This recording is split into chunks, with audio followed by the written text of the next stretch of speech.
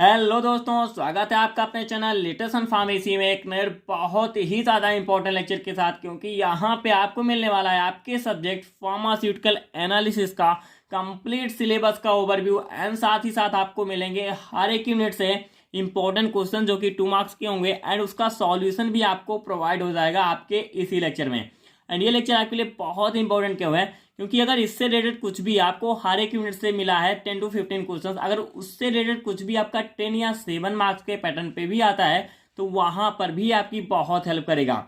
So exam point of view से ये आपके लिए बहुत इंपॉर्टेंट है। एंड एक यूनिट से 10 to 15 क्वेश्चंस एटलीस्ट बहुत हैं। हर एक आपका इंपॉर्टेंट पॉइंट कवर्ड है एंड जो क्वेश्चन आपके लिए बनाए गए हैं वो प्रीवियस ईयर क्वेश्चन को रिव्यू करके साथ ही साथ आपके हर एक इंपॉर्टेंट पॉइंट को देखकर आपके लिए प्रिपेयर किया गया है। सो ये बहुत ज़्यादा इंपॉर्टेंट लेक्चर है। अगर एक्सप्लेनेशन आपका देख लेते हो, इसका कंप्लीट एक्सप्लेनेशन देखोगे तो वो क्या होगा, आपके हर एक क्वेश्चन मीन्स आज से रिलेटेड बाहर कुछ आएगा ही नहीं, ये आपके हर एक पूरे पैटर्न पे हेल्प करने वाला जो कि आपके एग्जाम में आएंगे। एंड इसका पीडीएफ आपको मिलेगा हमारी वेबसाइट www.latestpharmacy.com पर। सो हम स्टार्ट करते हैं अपना क्वेश्चन एंड साथ ही साथ उसका सॉल्यूशन। जो यूनिट फर्स्ट है, हमारा फर्स्ट क्वेश्चन आ रहा है, define the term standard solution and its types. तो अगर हम बात करें किसी स्टैंडर्ड सॉल्यूशन की, फॉर एग्जांपल मैं आपको बता दूं, जैसे मान लीजिए हमने NaOH ले रखा है एंड ये क्या हो गया, NaOH हमने 4 ग्राम लिया एंड उसको हमने 100 ml में डिजोल्व किया। तो ये क्या होगा, जो हमारा ये क्या होगा, हमको पता है कि हमने 4 ग्राम लिया, मीन्स हमको पता है इसकी कंसंट्रेशन कितनी है हमारे 100 ml वाटर में। तो वही क्या होता है, जो भी हमारा ऐसा सॉल्यूशन बन के आता है वो हमारा क्या कहलाएगा, स्टैंडर्ड सॉल्यूशन। मीन्स जो हमारा एक्यूरेटली नोन कंसंट्रेशन का हो, साथ ही साथ उसको हमने स्टैंडर्ड सब्सटेंस, जैसे हमने डायरेक्टली 4 ग्राम जो है NaOH का सैंपल लिया था, तो वो क्या कहलाएगा, स्टैंडर्ड सॉल्यूशन हमारा कहलाएगा। बहुत इजी डिफिनीशन है। एंड बात करें अगर इसके टाइप्स की, वो भी बहुत सिंपल सी है। आप फर्स्ट को करेंगे प्राइमरी स्टैंडर्ड एंड सेकेंडरी हमारा सेकेंडरी स्टैंडर्ड हो जाएगा। आप पॉइंट के हिसाब से भी इसको लिख सकते हैं, फर्स्ट प्राइमरी सेकेंड सेकेंडरी। बहुत सिंपल सी बात है, आपको शायद याद भी होगा। आते हैं हम अपने सेकंड क्वेश्चन पे, what is meant by volumetric analysis. अब यहाँ पर थोड़ा आप वर्ड को एस्टिमेट कीजिए, इसको इंस्पेक्ट करेंगे तो ये क्या होगा, लग रहा है आपको वॉल्यूम, मीन्स कहीं ना कहीं यहाँ पर हम क्या करेंगे, वॉल्यूम को मेजर करेंगे। मीन्स जो भी एनालिसिस आप कर रहे हैं वो किस बेस पे है, वहां पर हम वॉल्यूम को मेजर करके करेंगे। बात करते हैं डिफिनेशन की, it is a quantitative analysis in which amount of substance is determined by measuring the volume. जैसे मैंने आपको बताया था कि हम वॉल्यूम को मेजर करेंगे।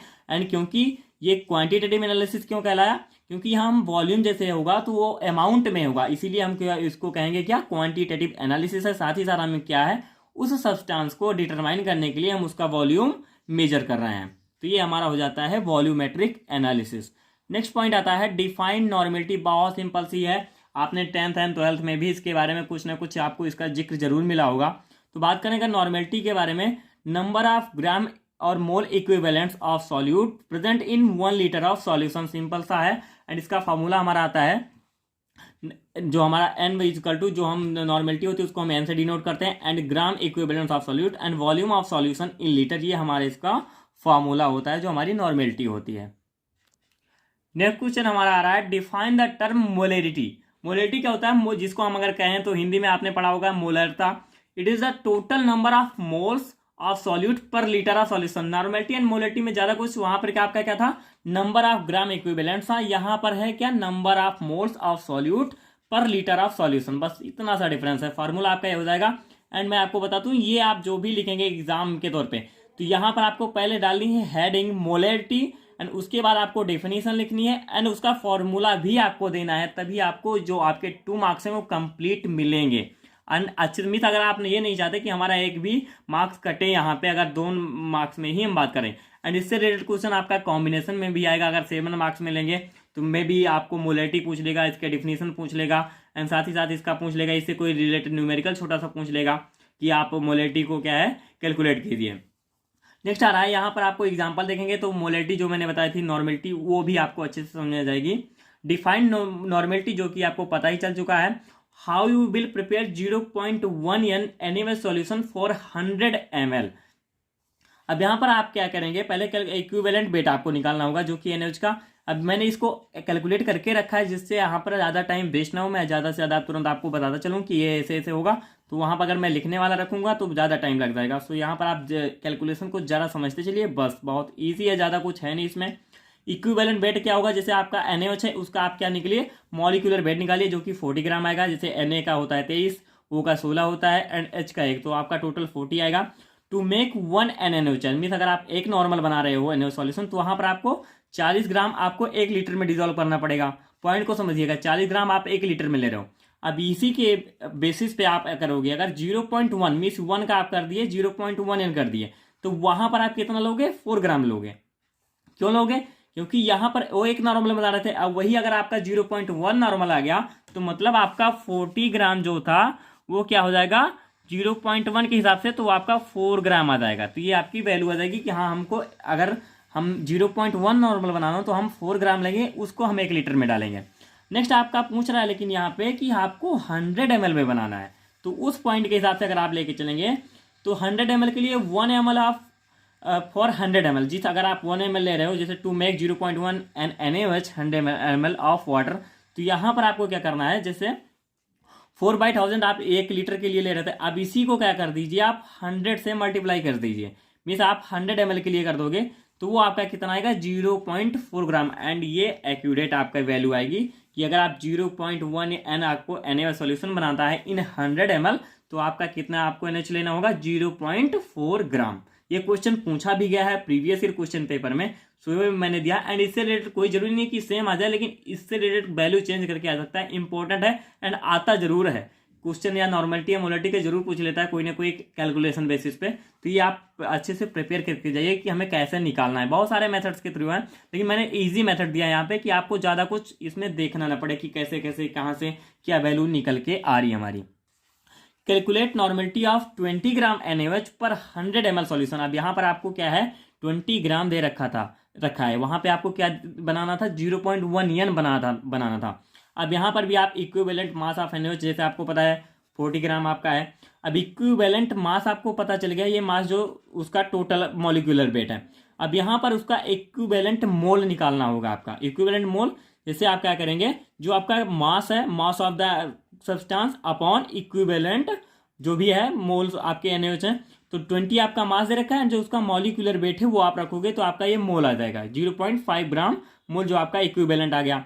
अब नॉर्मेलिटी के फॉर्मूले पे आप इसको सिंपली रख दीजिए 0.5 अपॉन, अब यहाँ पर 100 ml में बनाना है, तो 100 ml को अगर आप लीटर में करोगे तो ये कितने पे जाएगा 0.1 पे जाएगा। तो उसको आप ना करते हुए डायरेक्टली अगर आप मल्टीप्लाई करते हो 0.5 अपॉन 100 अपॉन 1000, तो यहाँ पर 1/10 आएगा एंड ये आपका जाएगा ऊपर 10 आप मल्टीप्लाई होगा आपके 0.5 से एंड आपका आएगा 5 नॉर्मल। तो यहाँ पर आपकी जो नॉर्मलिटी आएगी सॉल्यूशन की वो 5 नॉर्मल आएगी। सिंपल एंड इजी क्वेश्चन से ज़्यादा कुछ है नहीं इसमें, थोड़ा सा कैलकुलेशन है, इतने मैथमेटिक्स आपको जरूर आती होगी। नेक्स्ट आता है define significant figures. Significant figures आपने पढ़ा होगा, इंपॉर्टेंट क्वेश्चन है, पूछता बहुत है। सिग्निफिकेंट फिगर्स की अगर हम बात करें, जैसे क्या होता है, मान लीजिए कोई आपको डिजिट दी गई पॉइंट में, आपने दशमलव में जो आपके पॉइंट में तमाम सारे डिजिट आते हैं 0.00 ऐसे 3 करके, तो वहां पर आप जैसे मान लीजिए मैं एक सिंपल सी डिजिट ले रहा हूँ 5 6 7, तो जो हमारे ये 6 7 है कभी हम इसको 0.58 भी कर देते हैं, 6 7 को हम क्या कर देते हैं 8 कर लेते हैं। तो ये हम क्या करते हैं कि जो हम नेसेसरी डिजिट है उस हिसाब से हम लेके चलते हैं, ना कि हम जैसे यहाँ पर 6 7 ऐसे करके 5 5 8 8 करता चला जाए। तो जितनी हमको नेसेसरी डिजिट होगी वो उतना ले लेंगे, मीन जो रिक्वायर्ड है, जो हमारी एक्यूरेसी को क्या है डिग्री ऑफ एक्यूरेसी को डिफेक्ट ना करे, तो वो क्या होगा हमारा सिग्निफिकेंट कहलाएगा। लेकिन यहाँ पर थोड़ा सा आपको बहुत सारे पॉइंट्स एंड रूल्स हैं इसके, कि आपको पॉइंट के बाद कितने अंक लेके चलना है, जीरो कहाँ पे कैलकुलेट करना है, सिग्निफिकेंट फिगर में जीरो कहाँ पे नहीं करना है, ये आप डिटेल्स में अगर पढ़ोगे तो वहाँ पे आ जाएगा। मैं यहाँ पर थोड़ा सा आपको ये ओवरव्यू जरूर दूंगा। एक क्वेश्चन भी इसका मैंने दे रखा है न्यूमेरिकल बेसिस पे, जिससे आपको समझ में जाए कि कहाँ पे हमको जीरो इंक्लूड करना है। जैसे यहाँ पर अगर आप देखोगे 0.003 की हम बात कर रहे हैं, तो यहाँ पर अगर आपको दे दिया कि आइडेंटिफाई कीजिए यहाँ पे कितने सिग्निफिकेंट फिगर हैं, तो इसके अगर हम इसके रूल्स के हिसाब से चलें तो पॉइंट के बाद जब तक हमारा कोई जीरो के बाद जितने भी हमारे डिजिट आएंगे, अगर उसमें कोई पॉजिटिव डिजिट है तो हम उसी को पहला हम सिग्निफिकेंट फिगर मानेंगे, ना कि इन दोनों को। अगर इसी के बेसिस पे अगर हम लेते यहाँ पे 0.203 होता, तो तो यहाँ पर हम जीरो को कैलकुलेट करेंगे as a significant figure, but यहाँ पर हम जीरो को as a significant figure calculate नहीं करेंगे। तो ये होगा, ये रूल्स के हिसाब से, ये रूल्स को फॉलो करता है जो भी रूल्स दिया गया है इसका। एंड यहाँ पर आपको वही सिग्निफिकेंट फिगर की डिफिनीशन एंड एक एग्जाम्पल आप सिंपली यहाँ पे दे सकते हो। नेक्स्ट आता है calculate significant figure of 0.1 into 0.2 and 0.1 oblique 0.2। तो यहाँ पर आप इसकी वैल्यू निकाल लीजिए। पहले आप इसको मल्टीप्लाई करोगे तो आपका 0.02 आएगा, एंड इसका आप मल्टीप्लाई जो भी करोगे मिस डिवाइडेशन करोगे तो 0.5 आएगा। अब इसका सिग्निफिकेंट फिगर, जैसे मैंने आपको बताया था कि रूल्स के हिसाब से अगर यहाँ पर आपकी कोई पॉजिटिव वैल्यू होती है, मान लीजिए 1 2 3 4 होता, तो ये जीरो आपका सिग्निफिकेंट फिगर में आता। लेकिन यहाँ पर कोई पॉजिटिव वैल्यू नहीं है पॉइंट के बाद, तो यहाँ पर आपका सिग्निफिकेंट फिगर आएगा। एंड सेम टू सेम यहाँ पर भी वही आपका एप्लीकेबल होगा। नेक्स्ट क्वेश्चन आता है डिफाइन एक्यूरेसी ऑफ प्रिसीजन। बहुत बार पूछता है ये क्वेश्चन, एक्यूरेसी क्या होती है, प्रिसीजन क्या होता है। एक्यूरेसी की अगर सिंपली बात करें मीन्स कितना एक्यूरेट है। मान लीजिए कोई भी आपका आपने निकाली वैल्यू निकाली, तो वो आपके जो स्टैंडर्ड वैल्यू है उससे कितना वो क्या है रिलेट कर रहा है, कितना उसके क्लोज में है, यही आपकी एक्यूरेसी कहलाती है। It is the degree of closeness between a measurement and it's the true value.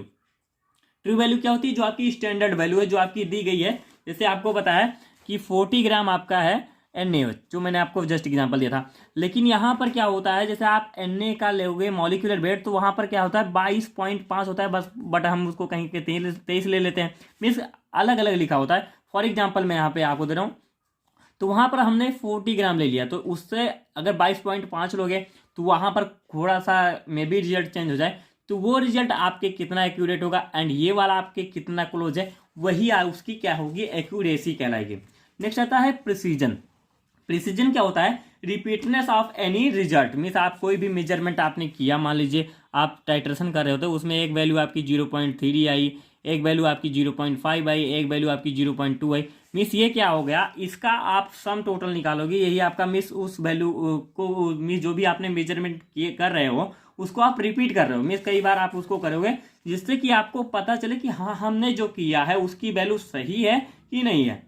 तो यहाँ का अगर हम डिफिनीशन पढ़ते हैं, precision is the degree to which repeated measurements under the same condition show same result. जैसे क्या होता है, मान लीजिए कोई जरूरी नहीं कि ये 0.3 0.5 0.2, लेकिन ऐसा हो जाता है। जहां तक जैसे मैंने भी किया हुआ है, पहले किए हैं, तो उस हिसाब से मान लीजिए 0.3 कोई जरूरी नहीं कि हाँ 0.3 अगेन नहीं आएगा, ये 0.3 कई बार रिपीट हो सकता है, लेकिन 0.3 0.4 0.2 इस हिसाब से भी ये आ जाता है। तो उसका हम सम निकाल के उसका एवरेज निकालते हैं, एवरेज मीन, तो उस हिसाब से हम उसको लेके चलते हैं।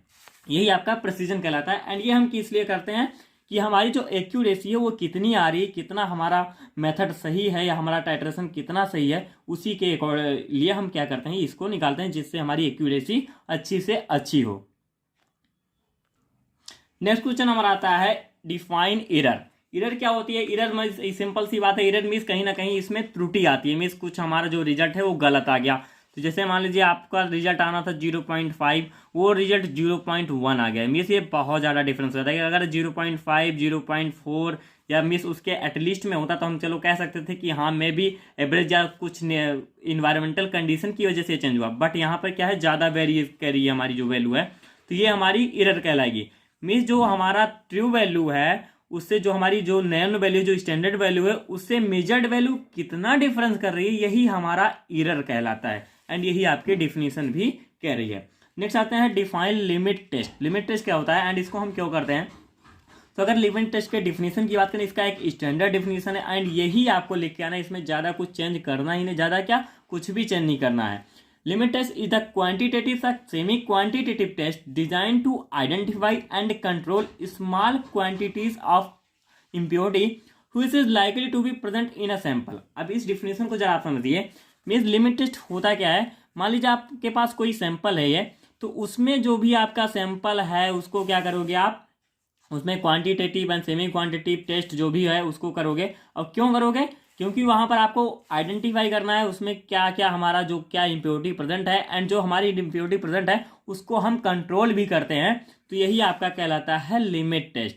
नेक्स्ट आता है डिफरेंशिएट बिटवीन प्राइमरी स्टैंडर्ड्स और सेकेंडरी स्टैंडर्ड। क्वेश्चन इंपॉर्टेंट है, पूछता बहुत है, जो कि आपका फर्स्ट क्वेश्चन आपका आया था कि स्टैंडर्ड सॉल्यूशन हमारा क्या है, उसी का टाइप्स। तो इन दोनों में डिफरेंस क्या होता है। प्राइमरी स्टैंडर्ड क्या होते हैं, जैसे प्राइमरी स्टैंडर्ड की अगर हम बात करें तो ये हमारे जो बने होते हैं स्टैंडर्ड सब्सटेंस से बने होते हैं। जैसे कि आपका मैंने एनएच का एग्जांपल दिया था, तो वहाँ पर यहाँ पर भी आप उसको ले सकते हो कि आप स्टैंडर्ड सब्सटेंस से इसको बनाया। एंड सेकेंडरी स्टैंडर्ड जो हमारा होता है prepared specifically for certain analysis, and ये जो हम सेकेंडरी बनाते हैं ये हम प्राइमरी स्टैंडर्ड से बनाते हैं, तो ये हमारा सेकेंडरी स्टैंडर्ड कहलाता है। एक्सट्रीमली प्योर होता है ये, क्योंकि हम भी इसको प्योर सब्सटेंस से बनाते हैं। नॉट वेरी प्योर होता है ये, कोई जरूरी नहीं कि ज़्यादा प्योर हो। नॉन हाइग्रोस्कोपिक होता है, स्लाइटली हाइग्रोस्कोपिक मीन्स ये ज़्यादा रिएक्टिव होता है एंड ये कम रिएक्टिव होता है। सो हाइग्रोस्कोपिक नेचर के हिसाब से भी इसका एक डिफरेंस ये भी निकल के आता है, ये लेस रिएक्टिव है या नॉन रिएक्टिव कहेंगे, एंड ये मोर रिएक्टिव होता है जो हमारा सेकेंडरी स्टैंडर्ड होता है। तो ये इतने डिफरेंस इसमें से आप अगर 2 पॉइंट भी लिख दोगे तो आपका 2 मार्क्स कहीं नहीं जाना है, यहाँ पे आपको 4 पॉइंट्स मिल जा रहे हैं, तो ये बहुत ज़्यादा इफेक्टिव है। सो नेक्स्ट हमारे यूनिट से आता रहा है पहला question, define the term acid base and pH. तो यहाँ पर एसिड आपका क्या होता है, आपने सिंपली आपको पता है, आप टेस्ट करके भी बताओ, मीन्स इट इज सोर इन टेस्ट होता है। एंड इसमें जो भी है इसका पीएच पेपर आप टेस्ट करते हो कि हाँ ये रेड लिटमस को ब्लू, ब्लू लिटमस को रेड। सो यहाँ पर जो आपकी डिफिनेशन आप ये भी लिख सकते हो, a molecule or ion capable to donating a proton that is acid, and a base is a substance which is able to accept a proton or hydrogen ion from acid। Means यही simple सा definition है। And इसे ये इसका क्या है, आपको एक मेंशन करके भी पूछता है, उस पॉइंट को भी याद रखिएगा। मान लीजिए जैसे क्या होता है, define acid as per the Bronsted Lowry theory as per Arrhenius concept, तो वहां पर उसके हिसाब से आपको देना होगा। ये मैंने यहाँ पर भी इसका दे रखा है, जिक्र कर दिया है कि आपको कोई डाउट ना हो। यहाँ पे बात आती है पीएच की। पीएच क्या होता है, defined as the negative logarithm of hydrogen ion concentration. जो हमारा पीएच होता है वो हाइड्रोजन आयन कंसंट्रेशन का नेगेटिव लॉगरिथम होता है, वो उसको हम कहते हैं क्या, पीएच। नेक्स्ट आता है व्हाट इज आर्रेनियस कॉन्सेप्ट। आर्रेनियस का कॉन्सेप्ट क्या है। सो आर्रेनियस ने क्या बताया था कि कोई भी एसिड हमारा वो ऐसा सब्सटेंस है, उसको अगर हम वाटर में डिजॉल्व करते हैं तो वो क्या देगा, हमारा H+ आयन देता है, मीन्स वो प्रोटॉन देता है। एंड अगर बेस की हम करें, बाय बेस जब हमारा आयोनाइज होता है तो वो क्या देता है, हाइड्रोक्सिल आयन देता है।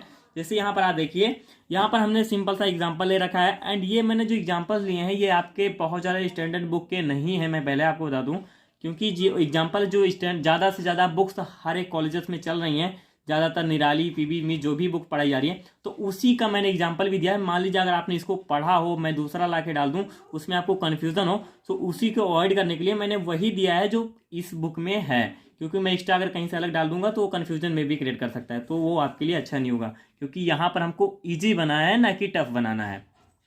सो अगर आप रिएक्शन को समझिए, मान लीजिए यहाँ पर हमारे पास क्या है, HA है, मीन्स हमारा कोई भी सब्सटेंस हमने लिया, तो वो अगर हम वाटर में डिजॉल्व करते हैं, वहाँ पर डिसोसिएट हो रहा है, तो वो क्या देगा, H+ देगा एंड A- दे देगा। तो यहाँ पर क्या है, एसिड हमारा ये होगा, जो कि हमारा क्या है, प्रोटॉन दे रहा है या H+ आयन दे रहा है। बेस हमारा क्या देगा, OH- जो कि हाइड्रोक्सिल आयन होता है, आयन देगा। ये हमारा आर्रेनियस कॉन्सेप्ट के हिसाब से एसिड एंड बेस की डिफिनीशन है। वहाँ पर आपको ये रिएक्शन भी देनी है, कोई जरूरी नहीं, यही आप दे सकते हो अपने हिसाब से। यहाँ पर आप H2O का भी दे सकते हो, एंड उसमें आपको H2O में H+ एंड प्लस OH-, लेकिन आपको वाटर में ही डिजॉल्व करना है। तो इस एग्जाम्पल के बजाय आप कोई दूसरे यही एग्जाम्पल दो सीधा सा, तो ज़्यादा अच्छी बात है। नेक्स्ट क्वेश्चन आता है, define acids of base as per Bronsted Lowry theory. ब्रोंस्टेड-लियरी ने क्या बताया, जो मैंने जस्ट अभी फर्स्ट डिफिनेशन दी थी, according to proton acceptance and donation. तो यहाँ पर भी सेम वही डिफिनेशन आती है जो कि ब्रोंस्टेड-लियरी के द्वारा दी गई थी। इन्होंने क्या बताया था, acid is a substance which can donate proton, जो कि क्या है, प्रोटॉन को डोनेट करता है। जैसे आपको पता है HCl हाइड्रोक्लोरिक एसिड एक एसिड है, हाइड्रोक्लोरिक एसिड ही कहा ही जाता है इसको। तो यहाँ अगर आप इसको आप देखिए, तो ये कैपेबल है क्या देने के लिए, प्रोटॉन को देने के लिए। जैसे यहाँ पर आप जनरल एग्जांपल लेते हो तो B+H लीजिए, तो यहाँ पर BH+ आपका ये क्या कर रहा है, प्रोटॉन देने के लिए कैपेबल है। अब आता है बेस, तो a substance that can accept proton. यहाँ पर आप डिफिनीशन थोड़ा ब्रॉड स्पेक्ट्रम में लिखेंगे, मीन्स यहाँ पे लिखिए ए बेस इज अ सब्सटेंस, तो मैंने उतना नहीं दिया है, यहाँ पर आपको डाल दीजिएगा खुद से, हेडिंग्स आपको डालनी है, साथ ही साथ अंडरलाइन करने, जो कि एक रिप्रेजेंटेशन का तरीका है जिससे आपकी काफ़ी इफेक्टिव दिखे एग्जामिनर के सामने। तो यहाँ पर आप देखिए, इस substance that can accept proton that is base according to Bronsted Lowry theory, H+ plus AS-, तो यहाँ पर आपका H है, यहाँ पर आपका क्या है, ये क्या है, प्रोटॉन को एक्सेप्ट करके ये आपका कंपाउंड बना लिया। नेक्स्ट आता है define protogenic and protophilic solvent. ये क्या है, आप डिफिनीशन को रटने के बजाय वर्ड को ही समझ लीजिए। Protogenic and protophilic, protophilic means protophile, मान जैसे फाइल मीन्स क्या होता है, प्रोटॉन लविंग होता है, जैसे प्रोटॉन का क्या है, ये प्रोटॉन को जल्दी से एक्सेप्ट करेगा। एंड प्रोटोजेनिक क्या होता है, मीन्स जनरेट करने वाला या देने वाला आप कह दीजिए। तो प्रोटोजेनिक मतलब प्रोटॉन को देने वाला। आप डिफिनेशन पे जरा गौर कीजिए। Solvent which readily donates proton, means यहाँ पर प्रोटॉन का डोनेशन हो रहा है, तो वो आपका कहलाएगा प्रोटोजेनिक सॉल्वेंट। जैसे जो आप वर्ड को ही समझिए, अगर जेनिक आ रहा है तो वहां पर प्रोटॉन का डोनेशन मीन्स जनरेट होगा एंड वो डोनेट हो जाएगा। एंड अगर प्रोटोफाइल, फाइल मीन्स क्या होता है, लविंग, तो प्रोटॉन लविंग होगा, मीन्स प्रोटॉन को ये एक्सेप्ट करेगा। इस सॉल्वेंट के पास क्या एफिनिटी होगी कि ये प्रोटॉन को एक्सेप्ट करेगा। Solvents whose have affinity for protons and basic in nature, जो कि इनके पास क्या एफिनिटी है, प्रोटॉन्स को एक्सेप्ट करने की एफिनिटी है, तो ये हमारे कहलाएंगे प्रोटोफिलिक सॉल्वेंट्स। सो इसका एग्जांपल अगर हम देखें तो उसमें कीटोन्स एंड अमोनिया आता है, जो हमारे प्रोटोजेनिक सॉल्वेंट, उसमें हमारा H2SO4 होता है। नेक्स्ट आता है define the term labelling and differentiating effect. ये भी प्रीवियस क्वेश्चन पेपर के हिसाब से आपका मैंने दिया है। तो यहाँ पर इसकी definition labelling and differentiating effect में क्या होता है, जिससे क्या होता है, कोई वीक एसिड जो कि है, एक्ट लाइक वीक एसिड है, तो वहां पर strong acid in presence of strong protophilic solvent. एक सेकंड में, तो इसकी डिफिनेशन जो मैंने आपको बता रहा था, यहाँ पर मैंने जनरल सा दिया था, तो यहाँ पर अगर आप एग्जांपल से मैं आपको एक बता देता हूँ तभी आपको समझ, क्योंकि मैं पढ़ता जा रहा था, मुझे लग रहा था कि डाउटफुल हो जाएगा अभी। तो यहाँ पर मैं एग्जांपल आपको दे दूँ। जैसे आपको पता है प्रोटोफाइल क्या होता है, ये प्रोटॉन लविंग होता है, इन नेचर होता है। तो यहाँ पर अगर आप बीक एसिड ले रहे हो मान लीजिए, एंड प्रोटोफाइल में क्या है, प्रोटॉन लविंग है, एंड बीक एसिड क्या करते हैं, प्रोटॉन को क्या है, डोनेट करते हैं। एंड जो प्रोटोफाइल है वो क्या करते हैं, प्रोटॉन की एफिनिटी, उनके पास ज्यादा एफिनिटी होती है प्रोटॉन को एक्सेप्ट करने की। तो ये क्या होगा, बीक एसिड जो भी होंगे वो क्या करेंगे, एक्ट लाइक स्ट्रॉन्ग एसिड, क्योंकि ये प्रोटोफाइल के अगर सॉल्वेंट हम ले रहे हैं तो वहां पर बीक एसिड भी हमारा एज लाइक स्ट्रॉन्ग एसिड क्या है, एक्ट करने लगता है। And same as it is as well as weak base act as strong base in presence of strong protogenic solvent. तो यही हमारा क्या कहलाता है, लेबलिंग इफेक्ट कहलाता है। जैसे एग्जांपल कर जरा आप समझिए, मान लीजिए क्या है, कोई भी ये आपका सॉल्वेंट है, इसमें एक ये प्रोटोफिलिक है, तो यहाँ पर आप कोई बीक मान लीजिए एसिड ले लीजिए।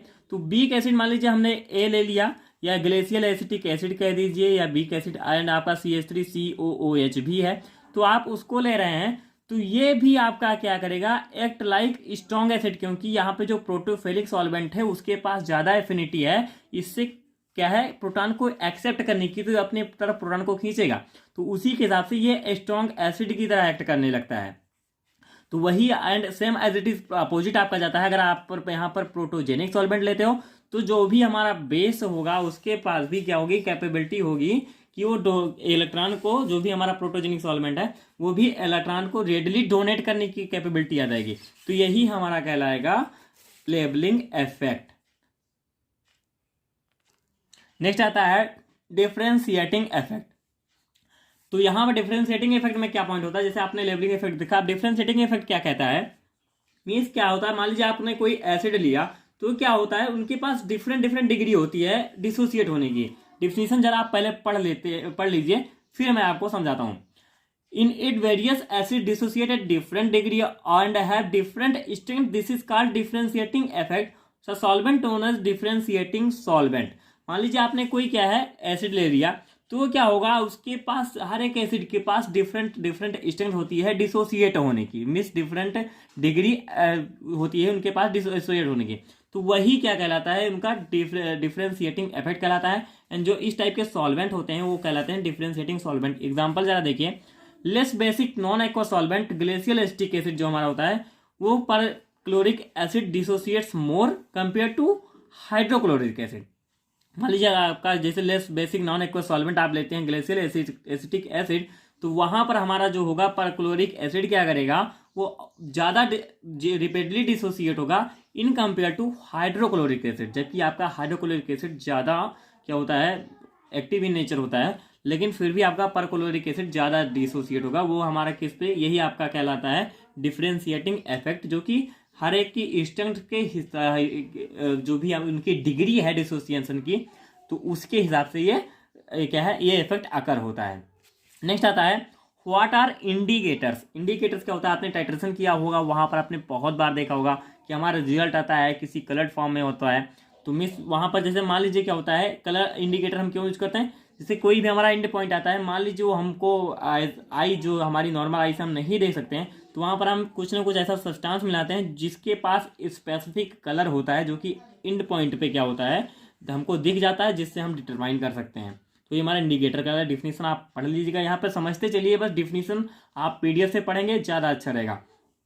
नेक्स्ट आता है discuss the role of indicator in titration. क्या रोल है, they produce some readily seen change at equivalence point of titration. अब अगर ये नहीं करेंगे तो हमको पता ही नहीं चलेगा कि हाँ हमारा इक्विवेलेंट पॉइंट कहाँ पे आया या हमारे में कौन सा कंपाउंड प्रेजेंट है। तो इनका बहुत अच्छा रोल है, क्योंकि यही हमारे क्या है एंड पॉइंट को डिटरमाइन करके हमको देते हैं।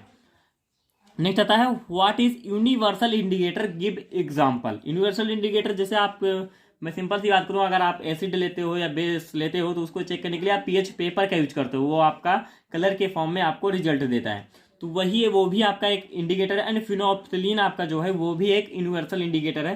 एंड यूनिवर्सल इंडिकेटर इसको हम क्यों कहते हैं, it is a mixture of different types of indicators that exhibit different colouration at different levels.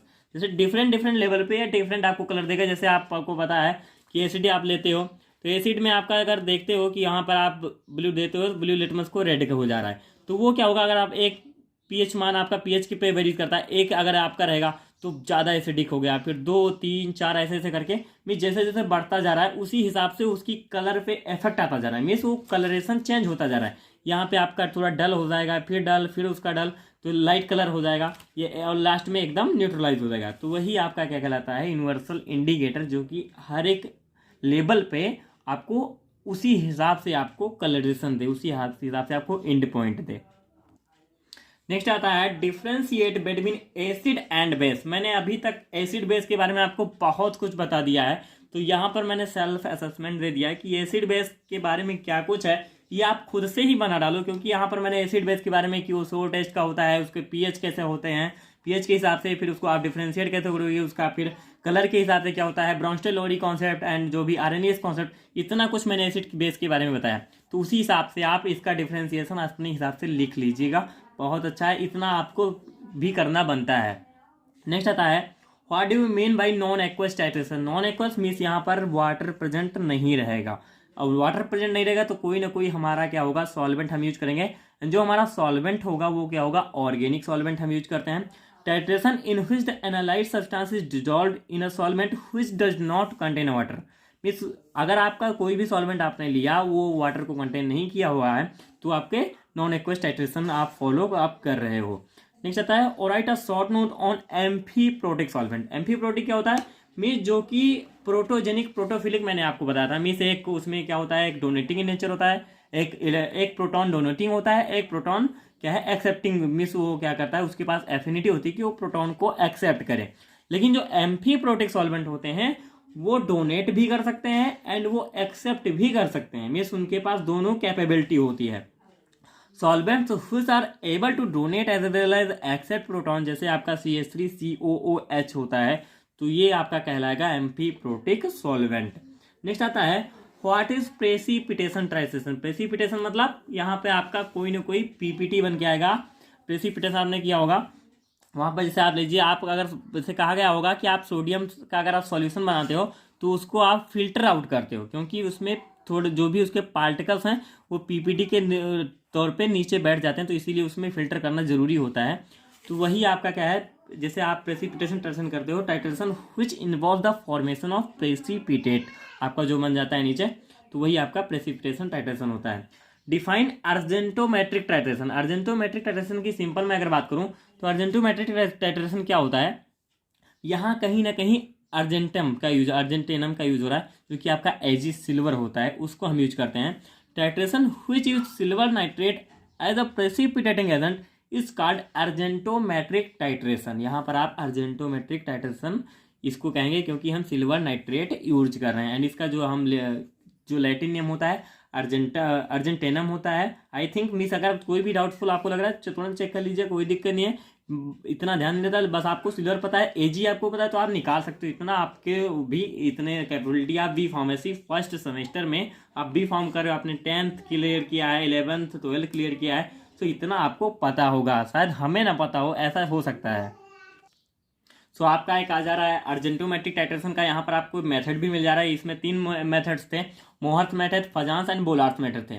तो मोहर्स मेथड का यहाँ पे क्या है, what is the principle of Mohr's method, आपका क्वेश्चन आया है।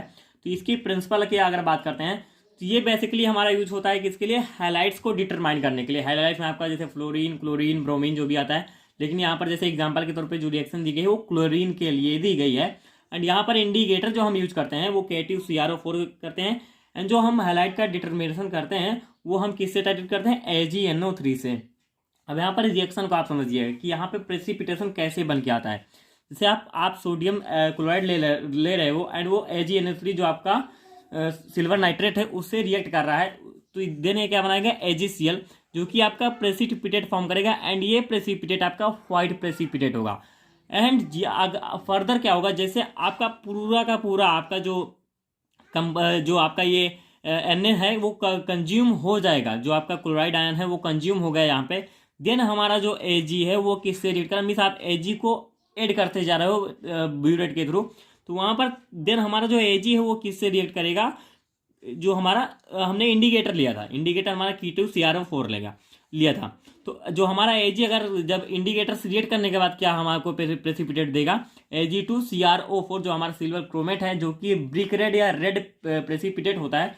तो इसी से हमको यह पता चल जाता है कि हाँ इसमें हमारा जो भी क्लोराइड आयन है वो प्रेजेंट है कि नहीं है। उसी हिसाब से हमको ये पता चला कि कितना कंज्यूम है, एंड वो इक्विवेलेंस पॉइंट भी हमको निकल के आ जाता है after formation of silver chromate precipitation. Next आता है व्हाट इज डिफरेंस बिटवीन को precipitation and post precipitation.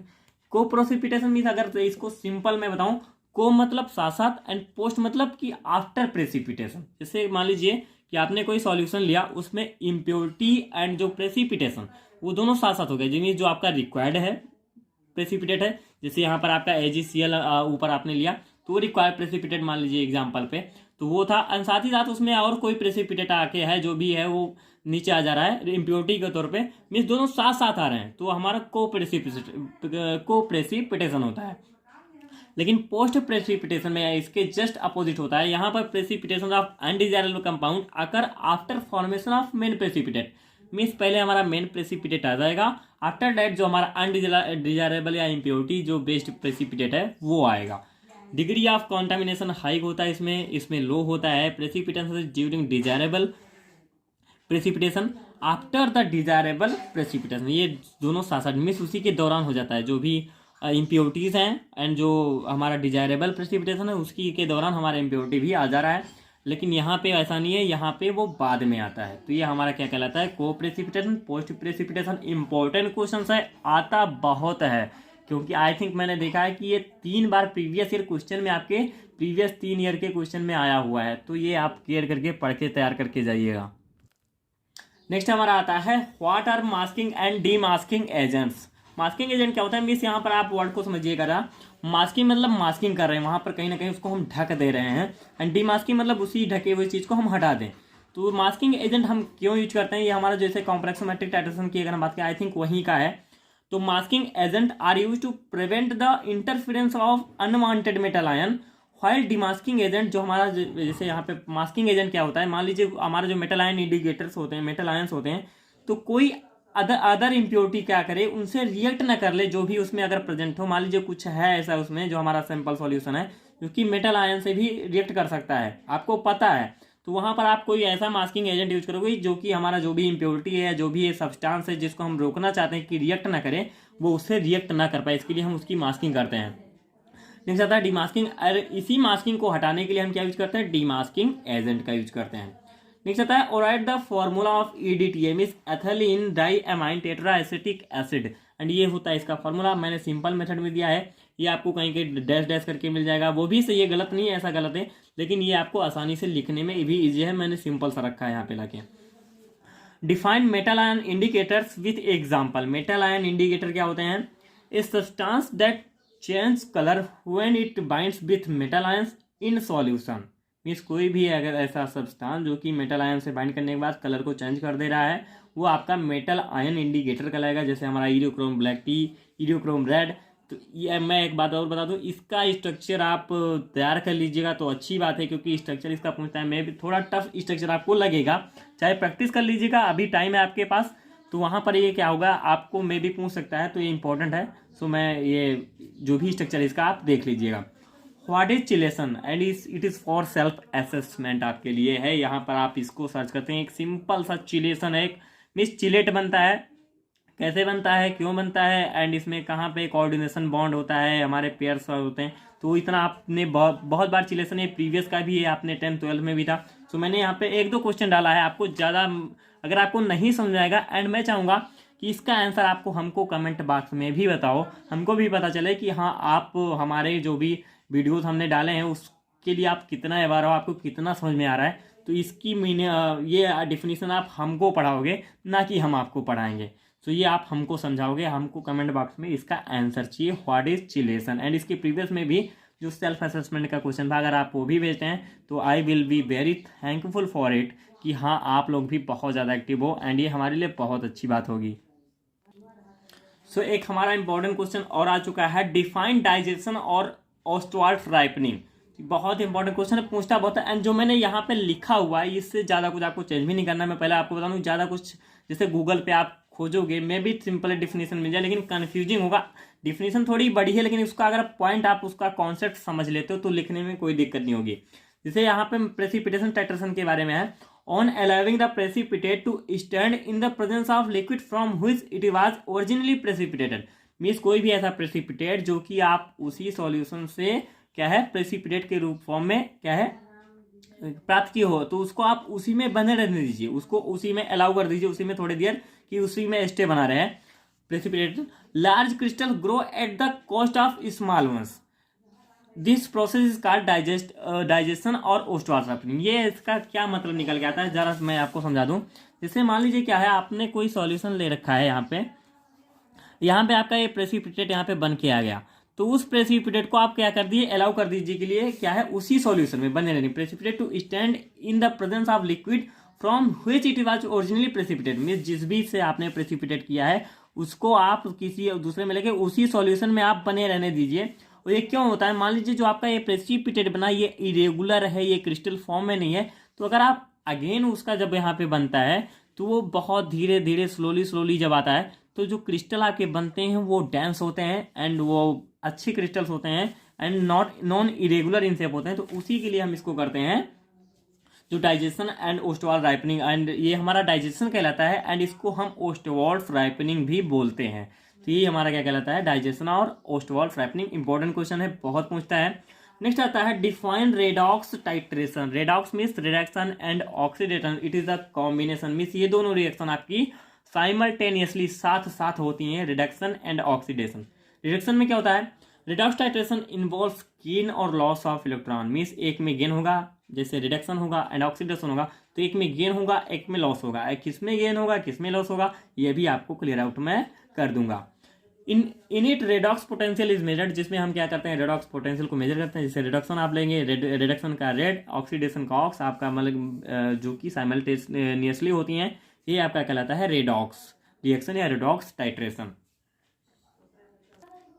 Next आता है give the definition of oxidisation reducing agent. अब ऑक्सीडाइजिंग एंड रिड्यूसिंग एजेंट यहाँ पे थोड़ा सा कंफ्यूजिंग लगता है सभी को, मैंने जहां तक देखा है।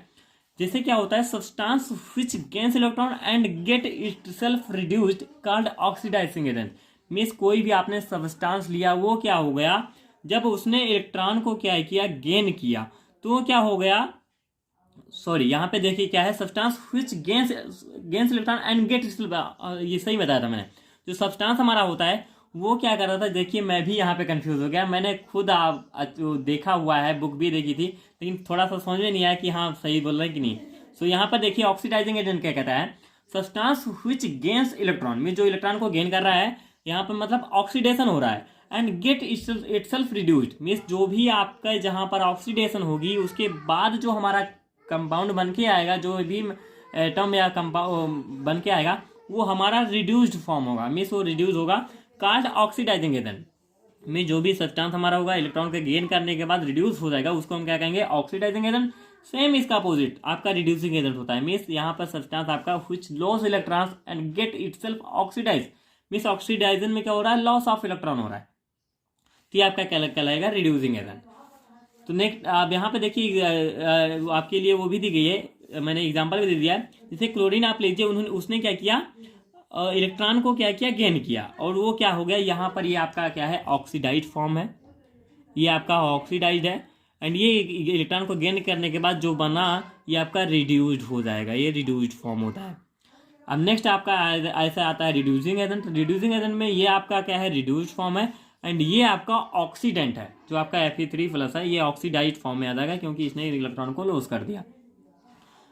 नेक्स्ट आता है give the concept of oxidation and reduction. अब ऑक्सीडेशन रिडक्शन क्या होता है, जो मैंने आपको बताया था कि जस्ट अभी आपका क्लियर आउट हो जाएगा। Oxidation is a process of gain of oxygen and lose of hydrogen. Means यहाँ पर जो प्रोटॉन का लूज होगा एंड ऑक्सीजन का गेन होगा। जैसे यहाँ पर आप देख लीजिए, जो भी आपका रिड्यूसिंग एजेंट होता है वो उसने क्या किया, इलेक्ट्रॉन को क्या है, लूज कर दिया, इलेक्ट्रॉन या प्रोटॉन का, आपको उसने क्या है, उसको लूज किया। तो लेकिन यहाँ पे क्या होगा, जो ऑक्सीडेशन होगा उसमें क्या हो रहा है, ऑक्सीजन का गेन भी हो रहा है। जैसे आप SO2 ले लीजिए, उसमें क्या है, ऑक्सीजन लग गया तो SO3 बन गया, ये हमारा ऑक्सीडेशन हो रहा है। एंड H2S+O बराबर H2O+S हमारा बन गया, ये एडिशन क्या हो गया, यहाँ पर हमारा रिमूवल ऑफ हाइड्रोजन यहाँ पे हो रहा है। तो ये हमारा क्या कहलाता है, ऑक्सीडेशन। सेम रिडक्शन में अगर इसकी बात करें तो इसका जस्ट अपोजिट होता है addition of hydrogen sir removal of oxygen. यहाँ पे क्या हो रहा है, addition of oxygen and removal of hydrogen, यहाँ पे addition of hydrogen and removal of oxygen process हो रही है। जैसे C2H4, यहाँ पर आप क्या कहेगा, जो भी आपने ट्विच लिया तो C2H2 एंड C2H4 ये बना लिया, इसने हाइड्रोजन को क्या किया, गेन कर लिया। अब यहाँ पर आप ऑक्सीजन को देखिए तो वो क्या करेगा, Cu आपका ये रहेगा एंड आपका H2O निकल गया, तो ये आपका कहलाता है रिडक्शन। एंड सेम इसकी अगर आप और भी रिएक्शन देखना चाहें तो जैसे मैं एग्जांपल के तौर पे एक और आपको बता दूं, जिसमें आपका आता है, मान लीजिए आपके पास क्या है, Mg है, मैग्नीशियम है, तो आप 2Mg लीजिए। अगर इसका आप फॉर्म देखेंगे तो इसमें 2Mg प्लस इलेक्ट्रॉन, इनमें से क्या कर रहा है, ये मतलब यहाँ पे क्या हो रहा है, यहाँ पे इलेक्ट्रॉन का आपका लॉस हो रहा है। एंड इसका जस्ट अगर आप देखेंगे तो ये अगर आप O2 ले लीजिए, O2 प्लस ये आपके जो इलेक्ट्रॉन है वो आ जाएंगे, देन ये क्या बना देगा, यहाँ पे आपका जो भी 2 है, क्योंकि यहाँ पे डबल प्लस होता है, तो सॉरी यहाँ पे डबल माइनस आएगा जब, तो ये हमारे इलेक्ट्रॉन जो निकलेंगे हमारे वो होंगे 4 इलेक्ट्रॉन। तो वो 4 इलेक्ट्रॉन अगर आके यहाँ पे कंबाइन करेंगे 4 इलेक्ट्रॉन ऑक्सीजन से, तो क्या बना देगा, 2O2 बना देगा। एंड फर्दर अगर इसका कॉम्बिनेशन आप कंबाइंड रिएक्शन देखिए, 2Mg प्लस O2 बराबर बना देगा 2MgO। मीन्स यहाँ पर आपका ऑक्सीडेशन एंड रिडक्शन दोनों रिएक्शन कंप्लीट हो रही है, साथ ही साथ से इलेक्ट्रॉन का लॉस भी हो रहा है एंड ऑक्सीजन यहाँ पे जुड़ भी रही है। तो ये आपकी रिडक्शन ऑक्सीडेशन। अब यहाँ पे आपका जैसे यहाँ पे हो रहा था कि एक आप यहाँ पे इलेक्ट्रॉन अगर निकल रहा था तो आपका रिड्यूसिंग एजेंट, तो सेम टू सेम यहाँ पे भी आपका एक रिड्यूसिंग एजेंट निकल के आएगा एंड एक ऑक्सीडाइजिंग एजेंट निकल के आएगा। नेक्स्ट हमारा आता है define the term self indicator. Self indicator means जिसका खुद का ही कलर हो, the reagent which itself shows change in colour due to redox reaction. अब ये होता है किसकी वजह से, रेडॉक्स रिएक्शन की वजह से होता है, तो हमारा सेल्फ इंडिकेटर की कहलाएगा।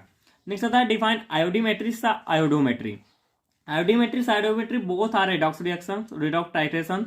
अब यहाँ पे क्या होता है, जो हमारी आयोडीमेट्री एंड आयोडोमेट्री थोड़ा सा डिफरेंस होता है। क्या डिफरेंस है, यहाँ पे आप मैं पढ़ता चलता हूँ, समझ में आपको आता जाएगा। मैंने सिंपली ही लिखा है कि ज्यादातर आपको ढूंढना ना पड़े। Based on determination of iodine directly in iodimetry and indirectly in iodometry. Means यहाँ पर अगर आप आयोडीमेट्री लेते हैं तो वहां पर आप डायरेक्ट आयोडीन लेते हो। जैसे मैं एग्जांपल की बात करूं, मैं जरा सा आपको बता दूं कि यहाँ पे मान लीजिए आपने इनडायरेक्ट आपको आयोडीमेट्री करना है, तो आयोडीमेट्री में क्या कर रहे हो आप, आयोडीन जो लोगे यहाँ पे आपने ये आयोडीन आपने डायरेक्ट ले लिया। अब भाई अगर हम बात करें आयोडोमेट्री की, तो वहां पर हमारी आयोडीन हम लेंगे नहीं, वो कहीं ना कहीं से, जैसे आपने आयोडाइड आयन ले लिया या I2 I3 ले लिया, उसको आप उससे क्या करोगे, जैसे किसी ना किसी सब्सटेंस से यहाँ पे आप ले लोगे क्या, आयोडाइड ले लोगे, एंड उससे जब आयोडीन जो लिबरेट होगी उसको आप कलेक्ट करके उसका टाइट्रेशन करोगे। मीन्स वो इनडायरेक्टली होगा, ना कि डायरेक्टली। आप डायरेक्ट आयोडीन नहीं ले रहे हो, वो आयोडाइड से आप निकाल रहे हो आयोडीन को, देन आप उसका टाइट्रेशन करो तो वो आपका आयोडोमेट्री कहलाएगा। यही मैंने यहाँ पे आपको यहाँ पे भी डाल दिया। यहाँ पे non iodometry means non volume of standard iodine solution, direct titration with reductant using starch indicator. Next आता है यहाँ पर आयोडीन आप क्या करोगे, liberated in analyte solution through oxidation of iodide, mean जो आप आयोडाइड लोगे उसका ऑक्सीडेशन कराओगे तो लिबरेटेड आयोडीन जो आएगी उसका आप क्या करोगे, टाइट्रेट करोगे उसको यूजिंग स्ट्रॉन्ग रिडक्टेंट, तो ये आपका आयोडोमेट्री कहलाएगा एंड इंडिकेटर आपका स्टार्च इंडिकेटर रहेगा।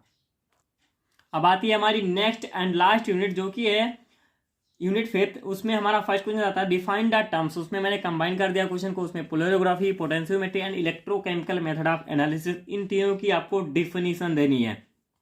फर्स्ट हमारा आता है पोलरियोग्राफी, मीन्स यहाँ पे कहीं ना कहीं पोलराइजेशन होता है, बट पोलराइजेशन से हट के मैंने थोड़ा सिंपल एग्जाम्पल डिफिनीशन दी है कि ज़्यादा आपको, क्योंकि पोलराइजेशन के जो बेसिस पे है उसका आपको स्ट्रक्चर देके अगर आप रखोगे तभी समझ में आएगा। तो यहाँ पर मैंने जो दिया है it is a electrochemical method, जो आपका इसी it means electrochemical method of analyzing solutions that measures the current flowing between two electrodes in the solution.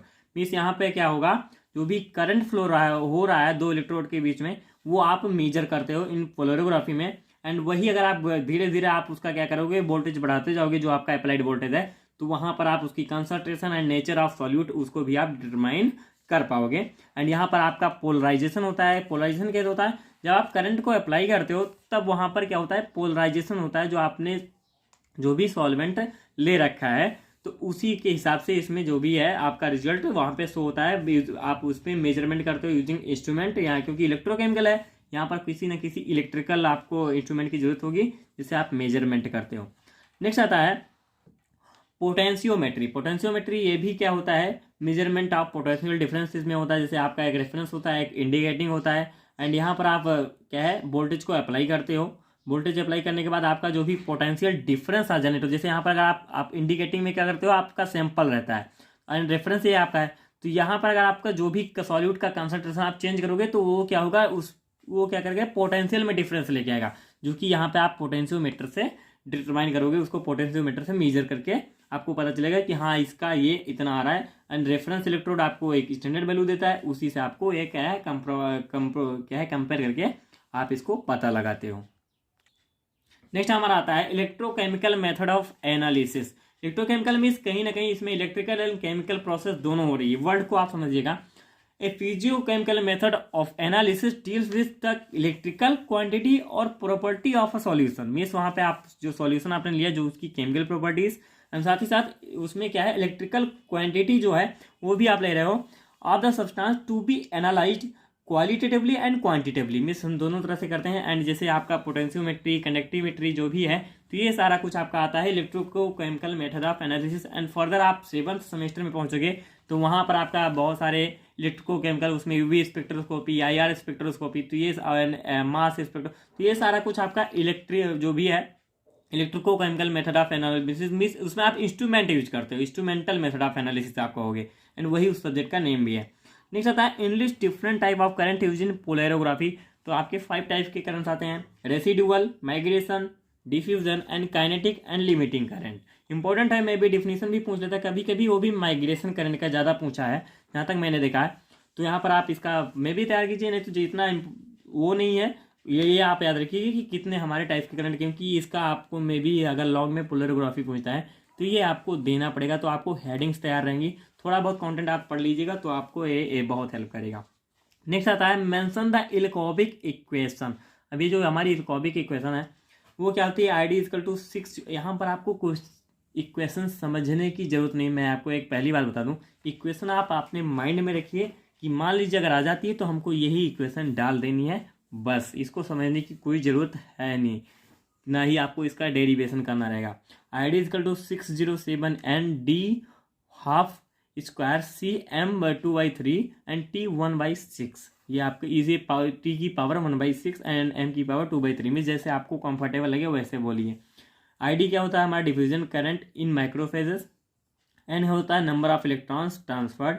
C concentration in जो होता है हमारा M मोल लीटर, इस मोल के फॉर्म में हमारी कंसंट्रेशन होती है यहाँ पे। डी हमारा डिफ्यूजन होता है, डी हमारा जो है वो डिफ्यूजन हो गया।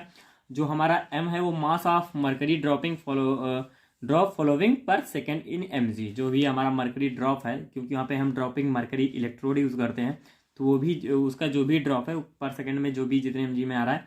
एंटी क्या है, ड्रॉप टाइम इन सेकेंड, कितने सेकेंड में हमारा ड्रॉप टाइमिंग आ रहा है। तो ये हमारा क्या कहलाता है, एल्कोबिक इक्वेशन है। नेक्स्ट आता है हाल्फ वेव पोटेंशियल क्या होता है।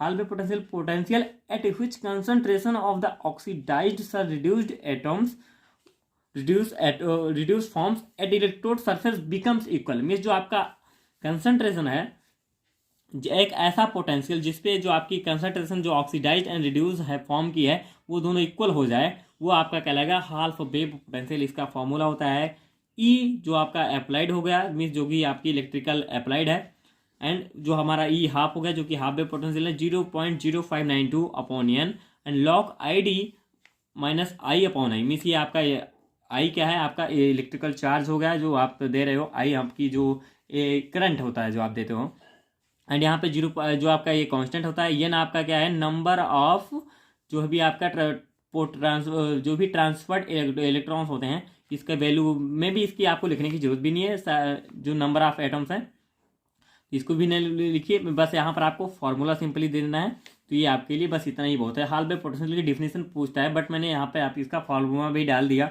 देखिए।